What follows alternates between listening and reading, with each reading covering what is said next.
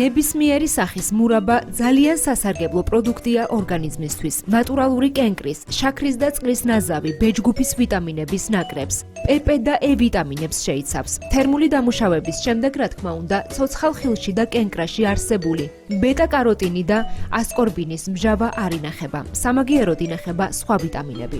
მაგრამ ეს იმ შემთხვევაში, თუ ის მთელი კენკრის ან ხილის სახით არის და არა ჯემისებური. აქვე უნდა აღინიშნოს, რომ ეს ტკბილი პროდუქტი დიდი რაოდენობით ნახშირწყლებსაც შეიცავს და მისი ბოროტად გამოყენება არ შეიძლება. თუ გადაწყვიტეთ ჩაის მურაბით მირთმევა, მაშინ შაქარი აღარ უნდა დაუმატოთ.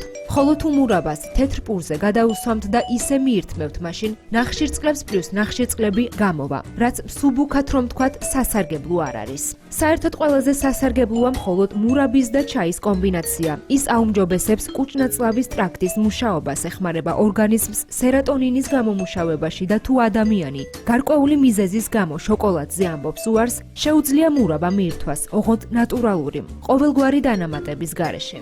და რა თქმა უნდა, ამ შემთხვევაში საუკეთესო ვარიანტი სახლში მომზადებული მურაბაა. რაც შეეხება მურაბის მოხარშვის წესს, ზოგადად ჯანმრთელობისთვის ყველაზე კარგი ის მურაბაა, რომელიც მთელი ხილით ან კენკრით არის მოხარშული. მაგალითად, თუ ეს ალუბალი, ბალი ან ქლიავია, კურკიანად უნდა მოიხარშოს, რადგან კურკებიც შეიცავს გარკვეულ ნივთიერებებს, რომლებიც კარგად მოქმედებს კუჭნაწლავის სისტემაზე და ამავდროულად კურკა შეიცავს მიკროელემენტებს, რომლებიც თერმული დამუშავების დროს არ იკარგება. ამასთან ზოგიერთი მურაბა მხოლოდ სასარგებლო და გემრიელი კი არა, კარგი სამკურნალო საშუალებაც არის.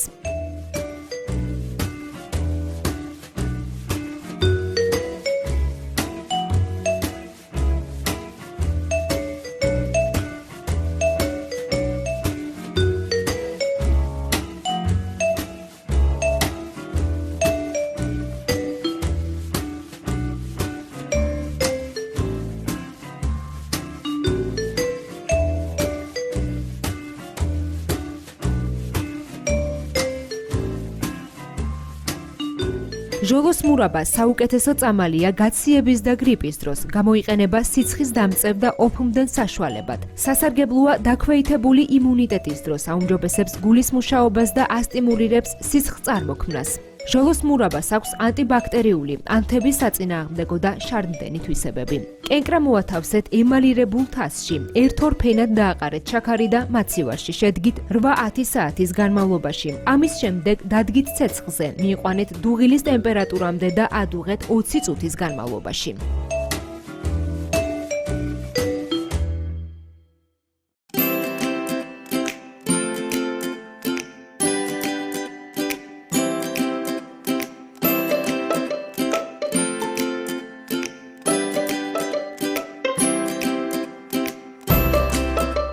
ბაბუაწვერას მურაბა სასარგებლოა ჰეპატიტის, ქოლეცისტიტის და შარტკენჭოვანი დაავადების დროს. ის აღადგენს ღვიძლის და ნაღვლის ბუშტის დაზიანებულ უჯრედებს და კარგი პროფილაქტიკური საშუალებაა ასთმის და ბრონქიტის დროს.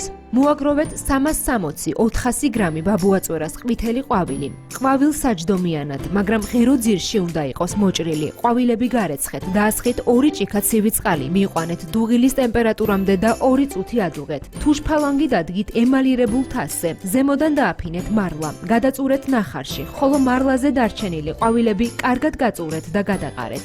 ნახარში ჩაყარეთ 7 ჭიქა შაქარი და ადგით ცეცხლზე, მიიყვანეთ დუღილის ტემპერატურამდე და ადუღების მომენტიდან 7 წუთი ადუღეთ.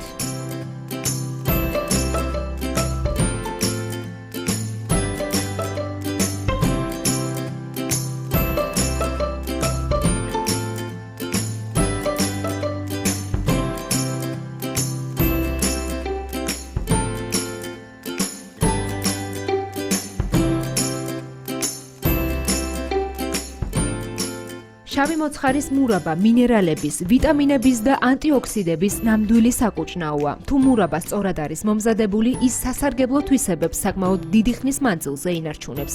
გარეცხეთ მოცხარი, გააშრეთ, ჩაყარეთ მდუღარე სიროფში და მოხარშეთ მხოლოდ 5 წუთის განმავლობაში.